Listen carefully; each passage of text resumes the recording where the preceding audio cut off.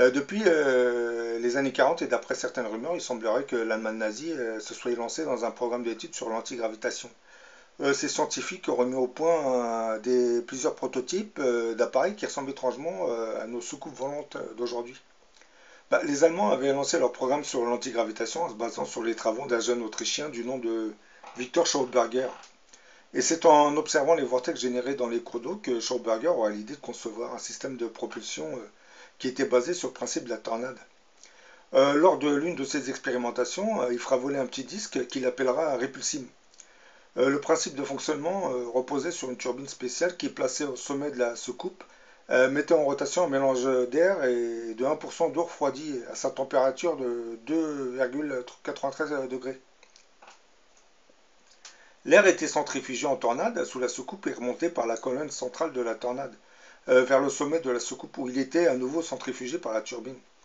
Les différences de température entre le haut et le bas de la tornade, ainsi que les différences de pression et de charge électrostatique entre le centre et la périphérie de la tornade, appelée aussi vortex, créaient une énorme force de répulsion par dépression de l'environnement de la soucoupe.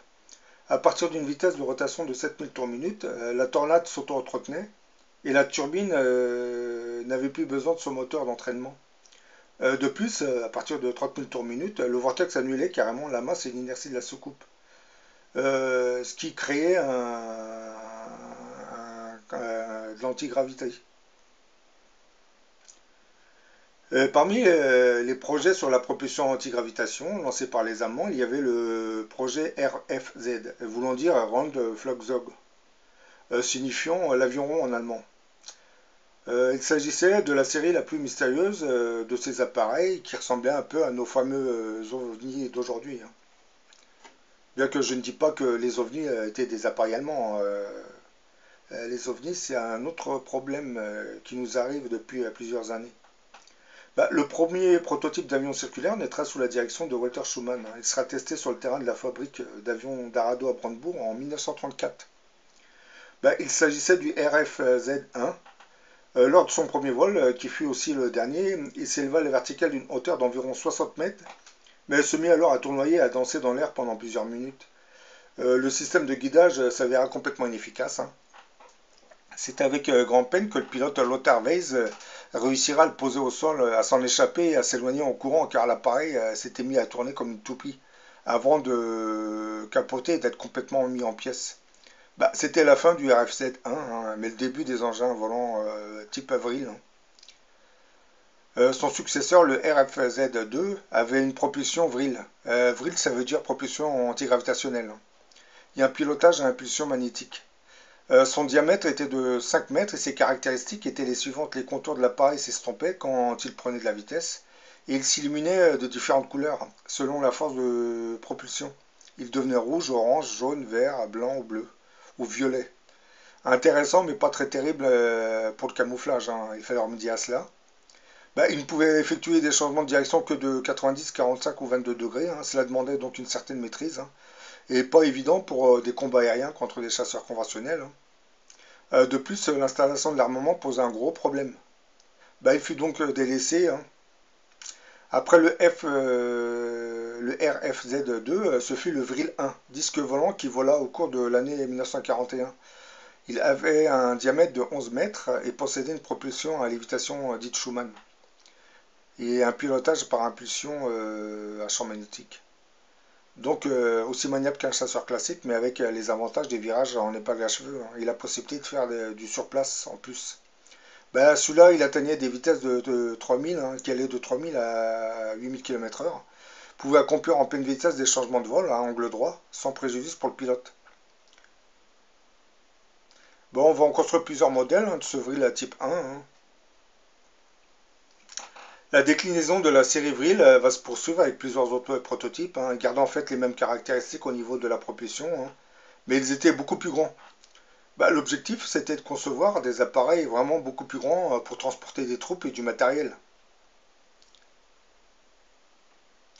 Après de nombreuses tentatives de forme de soucoupe volante envisagées, les scientifiques allemands trouveront la solution et c'est là que découlèrent par la suite tous les autres projets.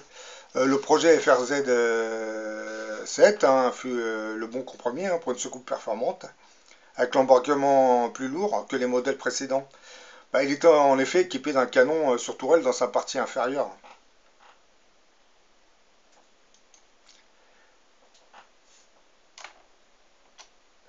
Ouais, c'est un peu ça. En 1944, décolle un nouveau prototype, hein. C'était une soucoupe équipée d'armes moyennement lourdes qui portait le nom de Hanobu 1.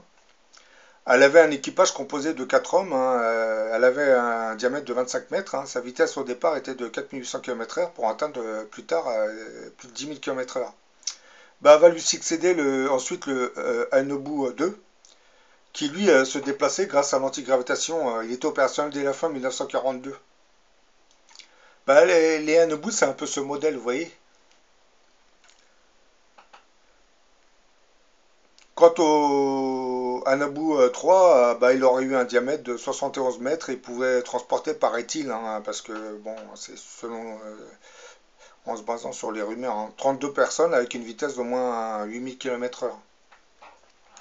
Je pense que les scientifiques allemands voulaient concevoir des appareils de plus en plus grands pour transporter des troupes et beaucoup plus de matériel.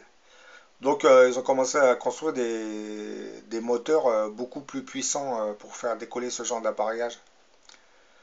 Bah, le dernier modèle de moteur antigravitationnel conçu par les nazis, hein, et le plus évolué fut élaboré en 1944. Bah, celui-là, il comprenait deux cylindres superposés et contra-rotatifs, hein, de 1 mètre de diamètre en métal dit magnétique. Chaque cylindre contenait de la vapeur de mercure sous vide, mise en rotation par les cylindres. Bah, des ondes radio émises à l'intérieur des cylindres formant une cavité résonante induisait un courant électrique intense dans la tornade de vapeur de mercure. Une fois ionisée, la vapeur de mercure devenait un puissant électroaimant tournant, et chaque tornade de mercure tournait dans le sens de rotation mécanique de son cylindre respectif.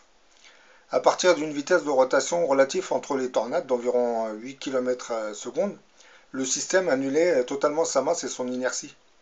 Bah, l'ajout d'un faisceau radio supplémentaire permettait alors de créer une force de propulsion dirigée dans le champ antigravitationnel. L'énergie électrique du vide quantique dans le vortex de Mercure était récupérée par auto-induction, ce qui permettait d'alimenter éternellement la tornade. Mais vous savez, sur ce modèle de moteur à Mercure, dans une précédente vidéo, je vous avais parlé de ces appareils qu'on appelait Vimana qui auraient survolé notre planète il y a de ça plusieurs milliers d'années. Ben, dans certains prototypes de Vimana, on parle d'un système qui fonctionnait grâce à l'emploi de mercure. Donc, est-ce que le système mis au point par ces scientifiques allemands n'était pas, en fin de compte, la redécouverte d'un système qui existait il y a de cela plusieurs milliers d'années? Je me pose cette question. Et vous allez me dire, bah, si les Allemands ont réussi à concevoir ce genre de véhicule, pourquoi ils n'ont pas gagné la guerre? Bah, déjà que, pour une raison fort simple, hein, ces véhicules au début n'étaient pas vraiment armés, hein. Ils n'étaient pas aptes à mener des combats aériens contre les avions conventionnels, hein. Et puis, comment dire, la technologie a avancé tout doucement. On a commencé à mettre des tourelles, des petites armes que vers la fin. Et n'oubliez pas que c'était des disques. La vision était presque pratiquement nulle, hein. Le pilote n'avait qu'un petit carreau pour regarder devant lui. C'était vraiment une vision minimum. Donc ils n'étaient pas aptes à livrer le combat. Mais je pense que si l'Allemagne nazie aurait perduré dans le temps, ils auraient conçu, je pense, des appareils de plus en plus sophistiqués et aptes à mener des combats. C'est quand même amusant, hein, parce que les ovnis de notre époque aujourd'hui, ce sont en plus des appareils de reconnaissance, hein, je dirais des disques sans armes, hein, non armés. Alors que les Allemands, ils avaient commencé à concevoir des disques, mais en intégrant de l'armement.